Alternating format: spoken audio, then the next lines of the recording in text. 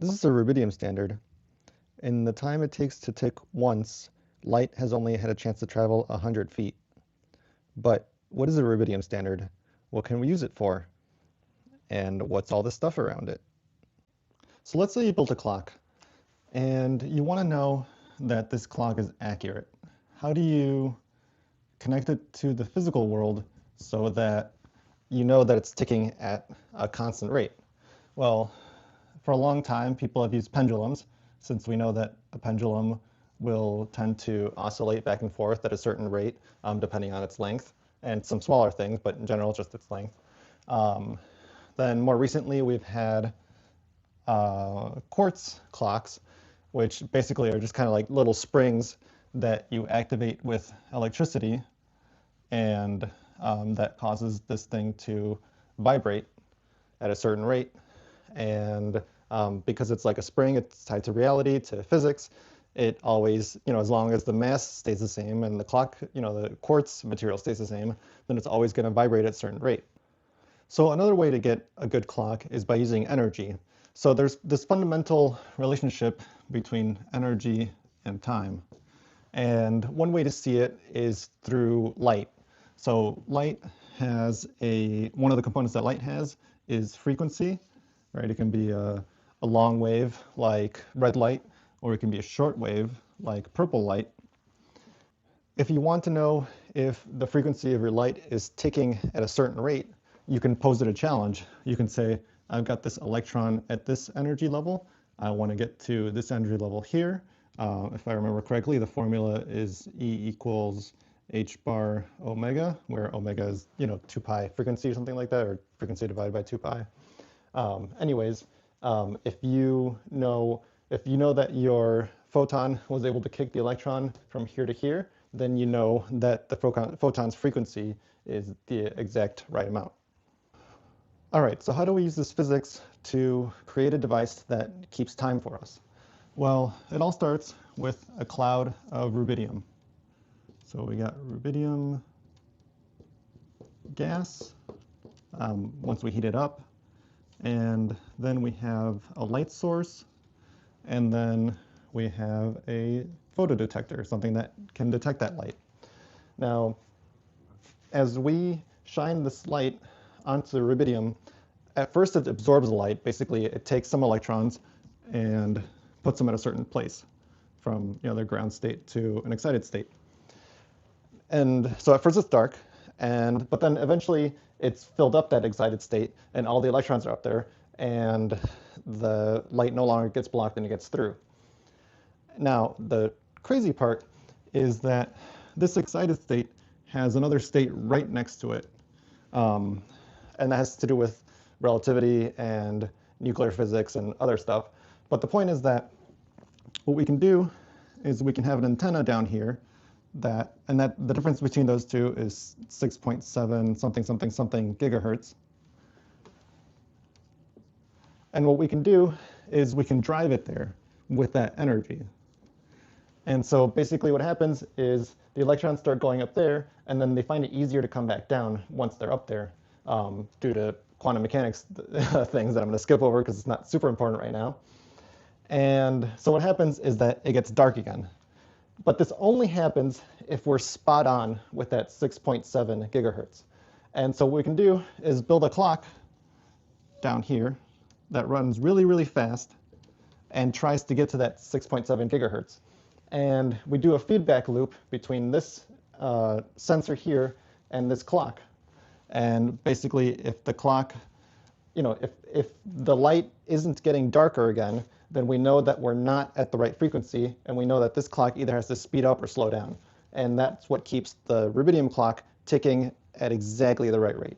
Now, we're at 6.7 gigahertz. We want 10 megahertz.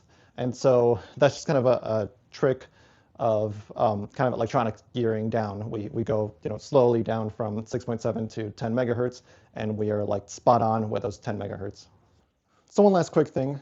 So we have the rubidium standard, and it's putting out a 10 megahertz sine wave. Now there's two issues with that. One, it's 10 megahertz, which the pico, uh, it operates at 133 megahertz. So that's kind of an issue because it's close. And second of all, it doesn't like bidirectional signals. And so we do some kind of like a voltage divider, but it's more like a voltage undivider. And it basically brings this up to the range that the pico can read. Now, the 133 megahertz, is higher than 10 megahertz, but like if you're a computer, that's like, it's like every like micro thought is, happens in each one of those hertz. And there may not be enough micro thoughts to like collect a full thought. So what we can do is the RPI, the pico, it's kind of like an octopus in that it has these PIO pins. Instead of GPIO, it's like PIO. And so basically each one of those can kind of run its own code. And so that's what we're doing. We're tallying up the number of ticks on the PIO, and then the RPI, whenever it's ready for that, it can be like, hey, PIO, how many ticks has it been? And then continue on with its counting. Yeah, so we got the microcontroller, we've got the GPS for accurate timing or accurate setup, first battery pack, and GPS antenna. You've got the 5-volt buck, got the 15-volt buck. There is the rubidium standard, and here is the power supply for the rubidium standard.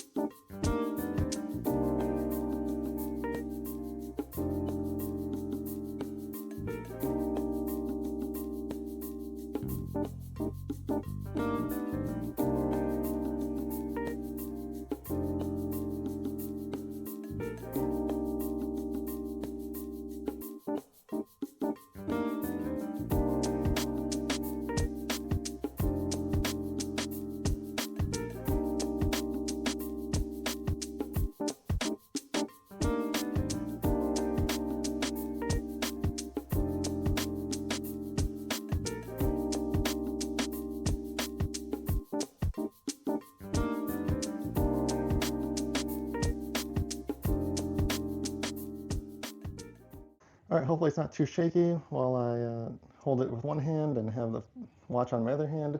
So that's what that looks like. And right now, if you look at the time, it doesn't have anything, and that's because this GPS antenna has not locked on. Oh, wait, maybe it has. Let's see. I'm going to move closer in case that's an issue. All right, what does it say? It says 10:54. Evan, what's the time? 10:54. Yeah. And there we have it. The world's most accurate wristwatch. So if you Google the most accurate wristwatch, you get the Citizen Caliber, that's 0-100. That's about plus or minus 1 second per year. This is 100 times more accurate than that. So yeah, I would say this is the most accurate wristwatch ever made.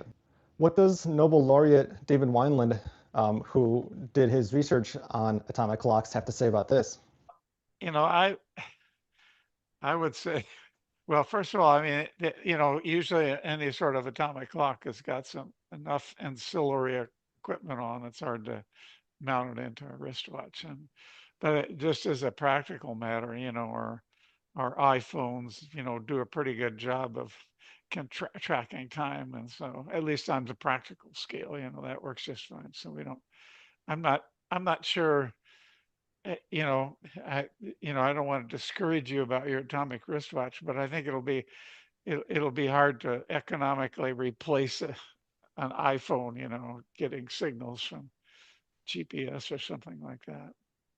This watch is so accurate that it can tell you how much younger you are than you would have been on an airplane flight just from the special relativity and general relativity effects.